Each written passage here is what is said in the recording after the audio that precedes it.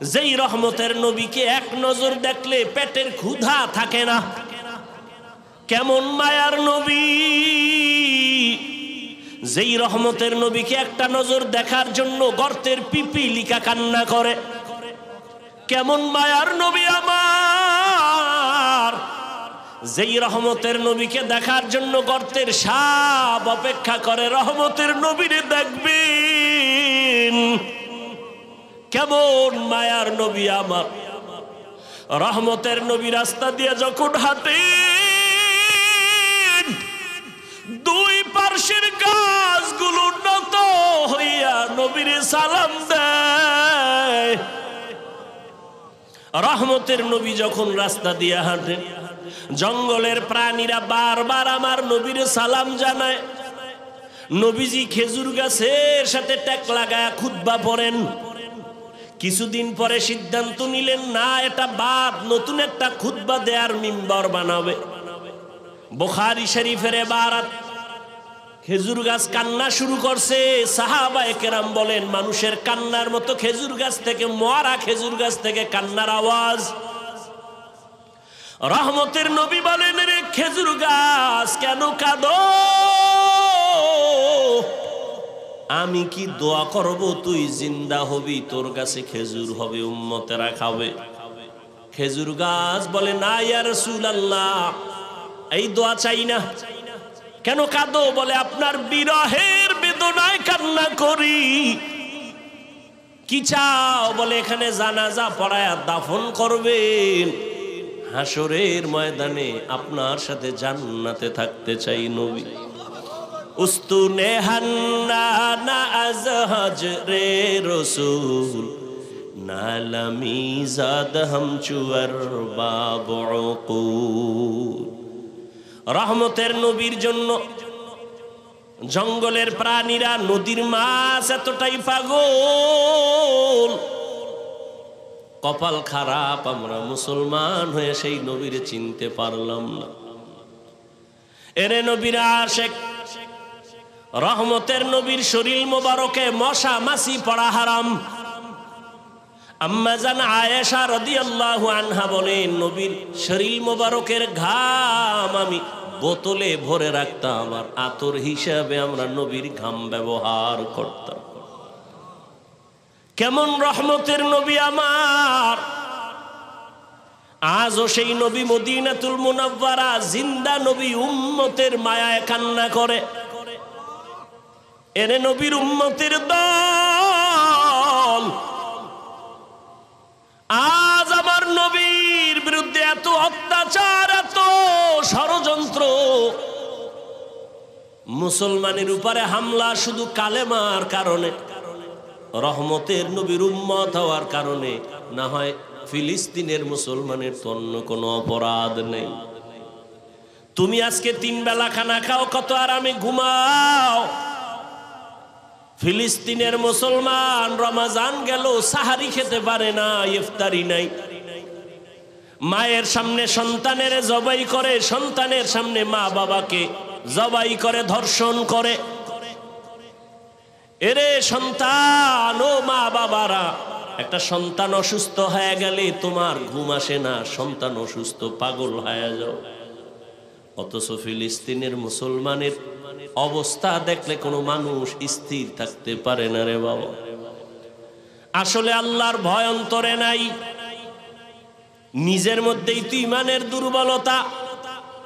কয়দিন আর দুনিয়ার এই বাহাদুরি রে বাবা, এখনো সময় আছে, তওবা করো। দুনিয়াটা কিছুই না, চোখ বন্ধ করলে সব শেষ হয়ে যাবে। আজ আমি তুমি বলি, আমার বাড়ি, আমার গাড়ি, আমার টাকা, আমার পয়সা, সব আমার আমার আমার। আজরাইল যেদিন হাজির হয়ে যাবে, দেখবা নিজের জামাটাও কিন্তু আর আমার থাকবে না। আমার জামা, আমার গেঞ্জিগুলো বেলেট দিয়ে কেটে কেটে রেখে দিবে তোমার আমার সন্তানেরা। আমার হাতের ঘড়িটা আরেকজনের হাতে দিয়ে বলবে এটা আমার। আমার মোবাইলটা আর আমার থাকবে না, আরেকজনের মালিক হয়ে বলবে এটা আমার মোবাইল।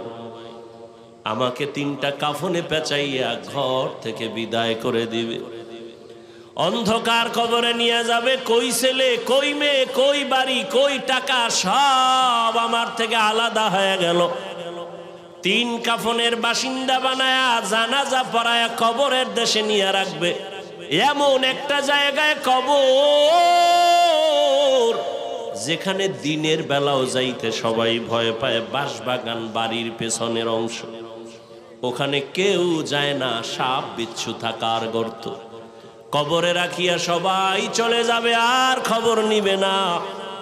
তবে হ্যাঁ, যদি কিছু নেক আমল করে যাও, ভালো সন্তান রেখে যাও, কোরআন পড়নেওয়ালা, মাদ্রাসা মসজিদ রেখে যাও, আলেম ওলামা বানায় রেখে যাও, এদের দোয়া চলবে কবরে। তাও যদি না থাকে, কবরে আর কিছুই যাবে না রে বাবা। রহমতের নবী আম্মা জান আয়েশা বলেন, আমার হুজরায় বসে নবী গুনগুন করে কান্না করেন। আমি জিজ্ঞাসা করতাম, ইয়া রাসূলুল্লাহ, আমি আয়েশার কোনো বেয়াদবির কারণে আপনি কান্না করেন? কয় না না। তো কেন আপনি কাঁদেন? আম্মা জান আয়েশার জবাবে রহমতের নবী বলেন, হাসরের ময়দানের ভয়ঙ্কর হালাত আমার যখন মনে পড়ে, চোখের পানি ধরে রাখতে পারি না রে আয়েশা। হাসরের ময়দানটা কত যে ভয়ঙ্কর, আমার উম্মতের কি হালাত হবে আয়েশা। আম্মা জান বলেন, কেমন হালাত? নবীজি বলেন, হাসরের ময়দানে নারী আর পুরুষগুলো উলঙ্গ, সবাই উঠবে। নারীরা উলঙ্গ, পুরুষেরা উলঙ্গ দাঁড়াবে। সূর্যটা মাথার উপরে নেমে আসবে, সূর্যের গরমে জমিনটা তামা হয়ে যাবে। নাফরমানদের মাথার মগজগুলো ভাতের মারের মতো ফুটতে থাকবে। ওদিকে জাহান্নামের আওয়াজ, জাহান্নাম চিৎকার দিয়া বলবে, ও দয়ার মালিক, বেনামাজি গুলো কই? নাফরমান গুনাহগার গুলো আমার পেটে দাও। নবী বলেন, ওদিকে আমার আল্লাহ রাগান্বিত আওয়াজ দিয়া ফেলবেন, কুদরতের আওয়াজ দিবেন, বড় ভয়ঙ্কর আওয়াজ। লিমানিল মুলকুল ইয়াউম লিল্লাহিল ওয়াহিদিল কাহ্হার। নবীজি বলেন, আমার আল্লাহ এতটা রাগান্বিত, কুদরতের আওয়াজ দিবেন যে হাসরের ময়দানটা থরথর করে কেঁপে উঠবে। জাহান্নামের আওয়াজ, এমন অবস্থা হবে যে নবীদের কোনো গুনাহ নাই, সে নবীরাও কান্না শুরু করবেন। আদম আলাইহিস সালাম কান্না করবেন, মুসা নবী কাঁদবেন, ঈসা নবী কান্না করবেন, ইব্রাহিম নবী কান্না করবেন, নূহ নবী কান্না করবেন। উম্মতেরা পাগলের মতো দৌড়াবে, কোথায় যাবে একটু পরিত্রাণ পাওয়ার জন্য। আদম নবীও বলবে, আমি পারবো না, যাও, কোনো উম্মতের সুপারিশ করতে পারবো না। মুসা নবীও তাড়ায় দিবেন, ঈসা নবী তাড়ায় দিবেন। সর্বশেষ রহমতের নবী বলেন, আয়েশা, উম্মতেরা পাগলের মতো হয়ে যাবে। এক পর্যায়ে তারা আমি মুহাম্মদের তালাশ করতে থাকবে। আম্মা জান বলেন, ইয়া রাসূলুল্লাহ, উম্মতেরা ওই কঠিন সময় আপনাকে কোথায় পাবে? মায়ার নবী কাঁদেন আর বলেন, আয়েশা, ওই কঠিন সময় আমি একমাত্র আমার রবের সামনে সিজদায় পরে মাকামে মাহমুদে কান্না শুরু করব। মুসা নবী কাঁদবেন নিজের জন্য, ঈসা নবী কান্না করবেন নিজের চিন্তায়, আদম নবী কাঁদবেন নিজের চিন্তায়, আর আমি মুহাম্মদ কান্না করব, একবারও বলবো না আমার কথা, আমি বারবার বলবো, আমার উম্মতের কি উপায়? আমি আমার মাওলাকে বলবো, আল্লাহ, আমার উম্মতের খবর কি? আমার একটা উম্মত যেন জাহান্নামের আগুনে না যায়, জাহান্নামের একটা সেকেন্ডের গরম সহ্য করতে পারবে না। আমার আল্লাহ তখন আমার কান্না সহ্য করতে পারবেন না, দ্রুত বলবেন, হে নবী, আপনি মাথা উঠান, আপনার কান্না আমি আল্লাহ সহ্য করতে পারি না। আমাকে তখন আমার আল্লাহ বলবে, যান, আপনার উম্মতগুলো বাছাই করে করে জাহান্নাম থেকে জান্নাতের পথে নিয়ে যান। আমি তখন অর্ডার পাইয়া আমার গুনাহগার উম্মতগুলো বাছাই করে করে করে করে হাউজে কাউসারের কিনারায় নিয়ে দাঁড় করাবো। কারণ সূর্যের গরমে পানির এত পিপাসা, এতটা কঠিন, আমার উম্মতগুলোকে আমি ধরে ধরে হাউজে কাউসারের কিনারায় নিয়ে দাঁড় করাবো। আম্মা জান আয়েশা বললেন, ইয়া রাসূলুল্লাহ, কোটি কোটি কোটি মানুষের ভেতরে আপনার উম্মতের চিনবেন কিভাবে? মুসা নবীর উম্মত, ঈসা নবীর উম্মত, ইব্রাহিমের উম্মত, কেমনে চিনবেন আপনারটা?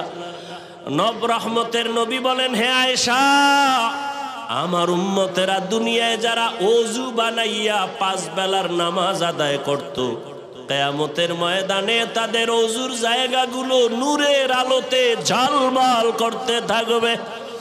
আমি দেখে দেখে ধরে ধরে বলবো, আয় আয় আয়, আমার উম্মতেরা আয়, হাউজে কাউসারের পানি আমার হাতে পান করে যাও। হাউজে কাউসারের গোড়ায় আমি নিজে পেয়ালা ভরে ভরে পানি দিব, আর উম্মতেরা পান করবে। এভাবে দিতে দিতে হঠাৎ করে উম্মতের লাইন এখন অনেক বড়, মাঝখানে পর্দা পড়ে যাবে। ফেরেশতারা পর্দা দিলা কেন?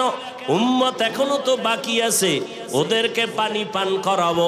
ফেরেশতারা বলবেন, ইয়া রাসূলুল্লাহ, এই উম্মতগুলো আপনার আসল উম্মত না, এগুলো ভেজাল। আপনি দুনিয়ার থেকে বিদায়ের পরে এই উম্মতগুলো জাহান্নামের পথে চলতে চলতে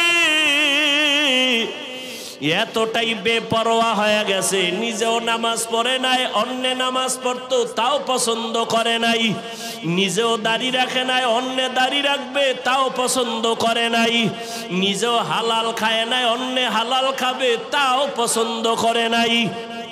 রহমতের নবী বলেন, আয়েশা, তখন আমি রাগান্বিত হয়ে বলবো, সহকান সহকা লিমান গাইয়ারা মিন বাদি। নবী বলবেন, ভেগে যা, তোরা আমার উম্মত না।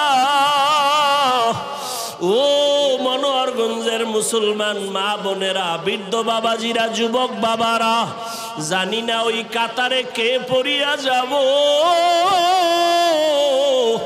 নবী যদি তাড়াইয়া দেয়, তোমার আমার কপালে যদি ওই ধমকটা পড়িয়া যায়, আমার মাওলা গাইবি আওয়াজ দিয়া বলবেন, ও জাহান্নামের ফেরেশতারা, এদেরকে ধর, জাহান্নামের শিকলটা লাগাইয়া জাহান্নামের দিকে নিয়ে যাও। ওয়াসিকাল্লাযীনা কাফারু ইলা জাহান্নামা যুমারা।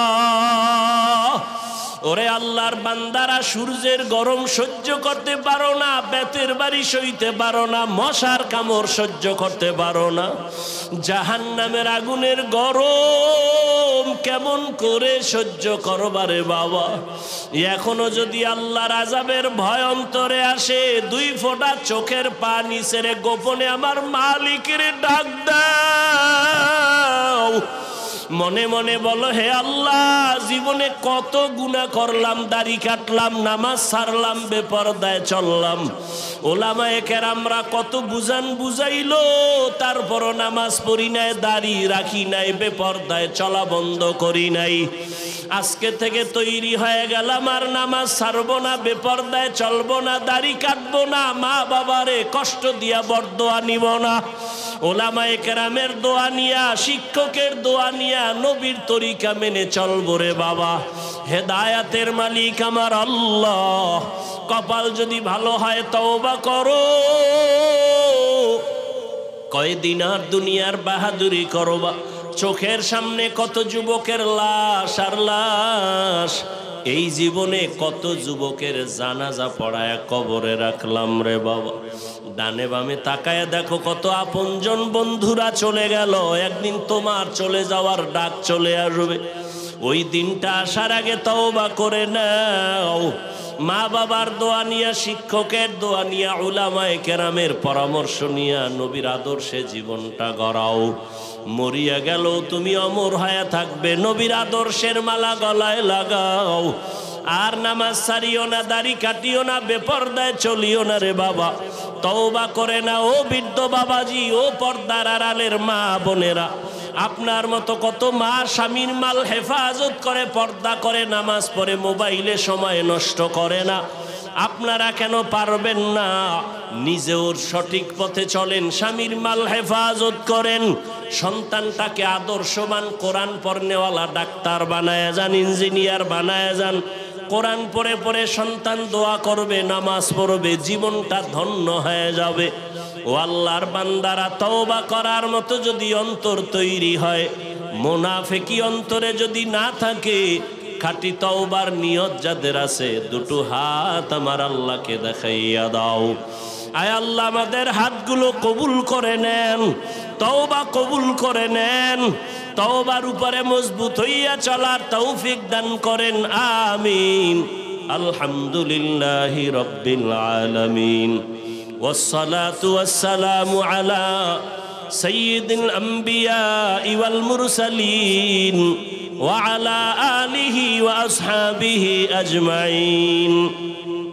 ইয়া আরহামার রাহিমিন, ইয়া আরহামার রাহিমিন, ইয়া আরহামার রাহিমিন। রব্বিরহামহুমা কামা রব্বায়ানি সগীরা। আল্লাহুম্মা ইন্নাকা আফুউন কারীম তুহিব্বুল আফওয়া ফা'ফু আন্না। আল্লাহুম্মা ইন্না নাসআলুকা রিযাকা ওয়াল জান্নাহ ওয়া নাউযু বিকা মিন সাখাতিকা ওয়ান নার। اللهم إنا نعوذ بك من البرص والجنون والجذام وسيء الأسقام. اللهم اجعلني في عيني صغيرا وفي أعين الناس كبيرا. ربنا ظلمنا أنفسنا وإن لم تغفر لنا وترحمنا لنكونن من الخاسرين.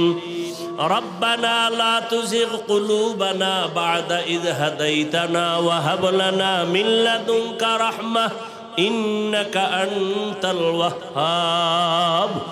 ও দয়ার মালিক, কুদরতের নজর দিয়ে দেখেন উলামায়ে কেরাম, মুরব্বী, হাজী সাহেব, কত ব্যবসায়ী, চাকরিজীবী, পর্দার আড়ালের মা বোনেরা, যুবক ছাত্র বাবারা গুনার বোঝা নিয়ে হাজির, তওবার নিয়তে হাত তুলেছি রে আল্লাহ, আর গুনাহ করব না, আর নাফরমানি করব না। গুনার কারণে আমার হাত না পাক, আমার চোখ না পাক, আমার জিহ্বা না পাক, আমার অন্তর না পাক। শয়তানের ধোকায় পড়ে অন্যায় করেছি, দয়া করে ক্ষমা চাই, আর গুনাহ করব না রে আল্লাহ। গুনাহ নিয়ে কবরে যেতে চাই না, জাহান্নামের গরম সহ্য করতে পারবো না রে আল্লাহ। আয় আল্লাহ, আমরা আপনার আদরের নবীর উম্মত, মেহেরবানি করে আমাদের সকলের জীবনের গুনাহগুলো মাফ করে দেন। আয় আল্লাহ, সুন্নাতওয়ালা জিন্দেগি দান করেন। আয় আল্লাহ, নবীজির রওজা মোবারকে গিয়া সালাম দেওয়ার তৌফিক দান করেন। আয় আল্লাহ, বাইতুল্লাহর গিলাফ ধরে লাব্বাইক বলার তৌফিক দান করেন। আয় আল্লাহ, মাহফিল কবুল করে নেন, আয়োজনকারী সহযোগিতাকারীদের কবুল করে নেন, সারা দুনিয়াবাসীকে মাফ করে দেন। ফিলিস্তিনের মুসলমানের কান্নার আওয়াজ আয় আল্লাহ সহ্য করা যায় না, কুদরতের নজর দিয়া রহমতের চাদর বিছায়া দেন আল্লাহ। জালেমদের জুলুম থেকে হেফাজত করেন আল্লাহ। মুসলমানের ঈমান ও আমলে ইজ্জতের হেফাজত করেন। জালেমদের ধ্বংস করে দেন আল্লাহ, জালেমদের ধ্বংস করে দেন আল্লাহ, জালেমদের ধ্বংস করে দেন আল্লাহ। আয় আল্লাহ, সারা দুনিয়ার মুসলমানদের হেফাজত করেন, বাংলাদেশ শান্তির দেশ বানায় দেন। আয় আল্লাহ, জুলুম থেকে দেশ ও জাতিকে হেফাজত করেন। আয় আল্লাহ, মেহেরবানি করে আমাদের সবাইকে দ্বীনের জন্য কবুল করে নেন।